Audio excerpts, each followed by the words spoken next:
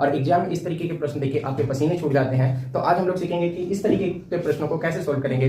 तो सबसे पहले आप वीडियो को सेव कर लो और अपने उन दोस्तों के साथ भी शेयर कर दो जो भी इस तरीके के गवर्नमेंट एग्जाम की प्रिपरेशन कर रहे हैं, चाहे वो रेलवे का एग्जाम हो, एसएससी का एग्जाम हो, चाहे किसी भी पुलिस का एग्जाम हो। ऐसे एग्जाम जिसमें मैथ से सवाल आते हैं तो इस तरीके के प्रश्न आपको देखने को मिलेंगे। और जब आप एग्जाम पेपर देने के लिए बैठोगे और प्रश्न में इस तरीके का प्रश्न देखोगे, ए गुना बी गुना सी गुना डी गुना ई का मान ज्ञात करो, और इस तरीके से वैल्यू आपके पास दिया हुआ रहता है, तो आप वहां सोचने लगोगे कैसे इन प्रश्नों को सोल्व करें। तो इससे बढ़िया है कि वीडियो रील्स को अभी सेव कर लो और चैनल को फॉलो भी कर लो।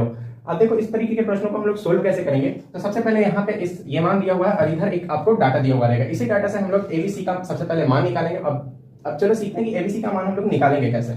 तो देखो यहाँ पे दिया हुआ है 972।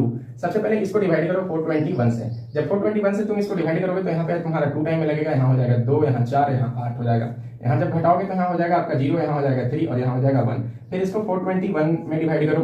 421 में जब डिवाइड करोगे तो ये आपका लग जाएगा 3 टाइम, यहाँ हो जाएगा 3, यहाँ पे हो जाएगा आपका 9 और यहाँ पे हो जाएगा 3। ठीक है, जब इसको आप घटाओगे तो यहाँ पे आपका बचेगा नहीं, यहाँ पे 0 हो जाएगा। जब यहाँ पे घटाओगे तो यहाँ पे आपका 1 हो जाएगा, यहाँ पे आपका 3 हो जाएगा, ये कट गया। जब इससे 130 में भाग लगाओगे तो कितने टाइम में लगेगा, तो यहाँ पे आपको 4 टाइम में लगेगा। यहाँ पे हो जाएगा 4 और यहाँ पे हो जाएगा 12। यहाँ पे कितना बचा, 6 बचा। 6 से जब 31 में लगाओगे तो यहाँ पे आपका कितना हो जाएगा, 5 टाइम में हो जाएगा और यहाँ पे आ जाएगा आपका 30, यहाँ पे बचेगा 1। हमको भाग तब तक लगाना है जब तक हमारे पास रिमाइंडर 1 नहीं आ जाए, यानी शेषता जब तक हमारे पास 1 नहीं आ जाएगा तब तक हम लोग इसमें भाग लगाते रहेंगे। अब देखो अब हम लोग एबीसीडी का मान कैसे निकालें। तो देखो पहला वाला जो भागफल आपका होगा वो होगा ए का मान।